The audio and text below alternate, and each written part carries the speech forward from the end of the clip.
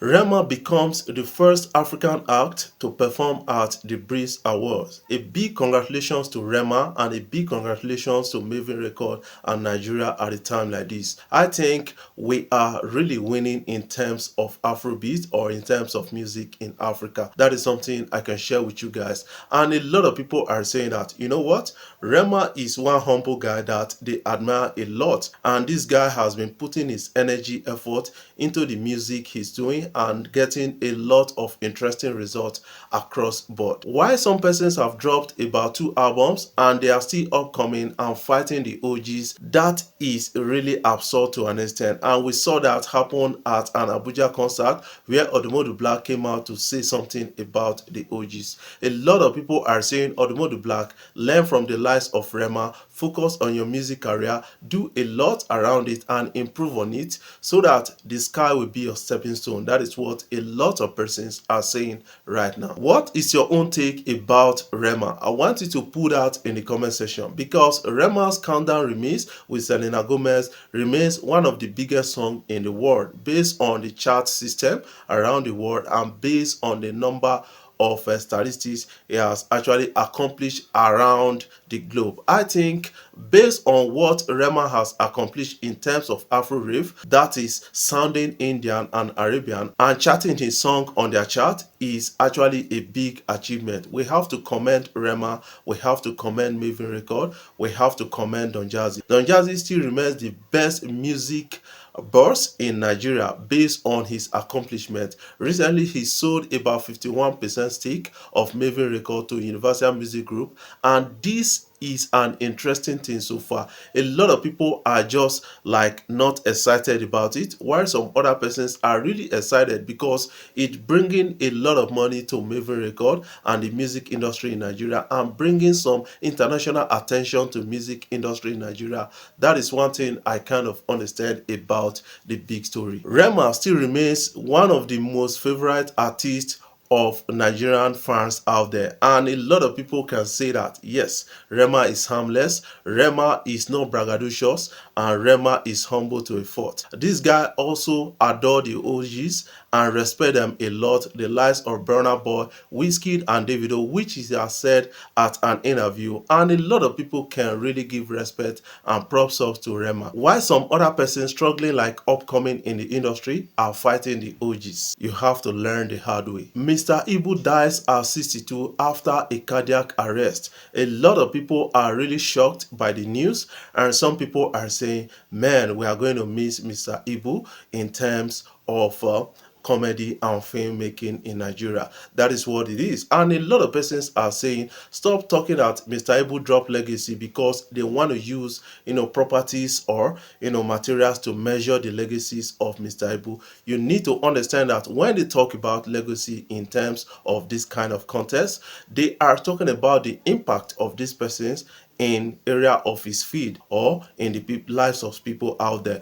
When you talk about comedy in Nollywood, you have to talk about Mr. Ibu, and this guy will be greatly missed by a lot of persons. I've learned something from the lives of Mr. Ibu, that you have to marry the right partner so that you can stay long. That is what it is, or so that you can enjoy your life on earth.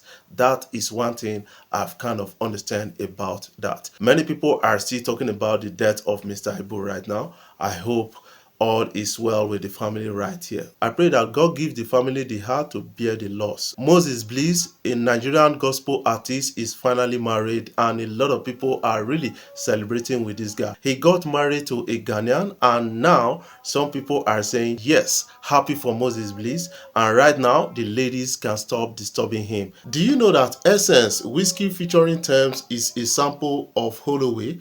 That is what is shocking to a lot of fans out there, and people are really surprised at this, saying that one of the biggest songs of Whiskey is a sample.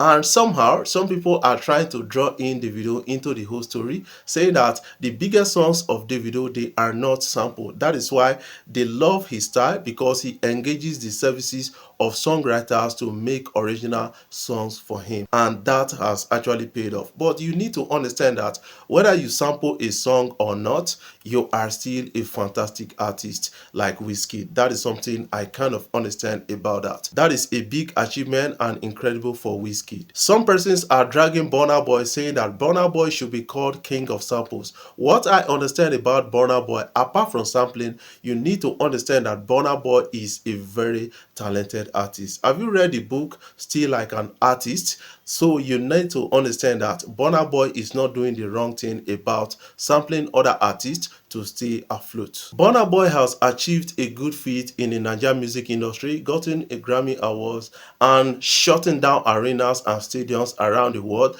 That is a big win for Burna Boy. I think the management of Burna Boy is doing well enough and helping out Burna Boy at a time like this. And Burna Boy is somebody I kind of understand that he's so self-confident that he has become arrogant to an extent, and a lot of people see that as an arrogancy. I need to say, Burna Boy, you have to watch it to an extent, because you don't have to be proud about that. Life is beautiful, and then you have to focus on your music and do with it. Remember that 1 year ago, Spyro once called out a person of Portable and said, I will never feature Portable in a song, and saying that Portable is this or that. But right now, we're having Portable on a bigger scale right now. Portable, Skepta and J5 on a song, and that song is already charting towards #1 in UK, and that song is #1 on Spotify in Nigeria right here.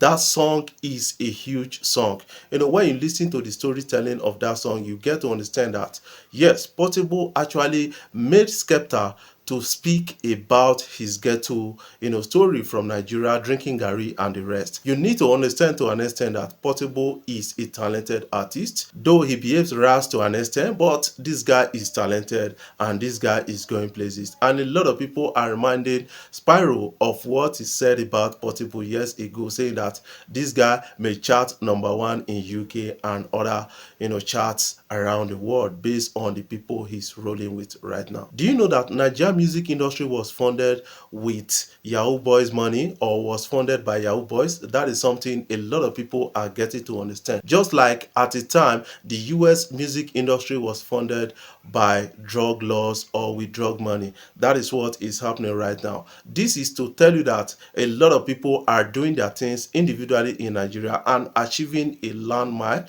at a point like this. Politicians have not really invested, or the government have not really invested in the Nigerian music industry, and we are where we are today. Imagine when the government come in to say we want to support the music industry. I think it's going to become a very multi-billion-dollar industry, and that it is already, because Nigerian music industry is worth over $4 billion, and that we can really attest to based on the revenue the likes of Burna Boy, Wizkid and Davido, Rema are grossing in right now. Wizkid actually got $1 million to perform at a show. Even Burna Boy is getting $1 million, rejected $1 million, and Davido also getting $1 million to perform at a show. That is to show you the kind of revenue we can pull as a people or as a music industry in Nigeria. What is your own take about the story? I want you to put that in the comment section. Before I jump off, I want to say thank you guys for watching our videos, and thank you for the love so far. If you are new here, you can click the subscribe button below and the bell notification icon.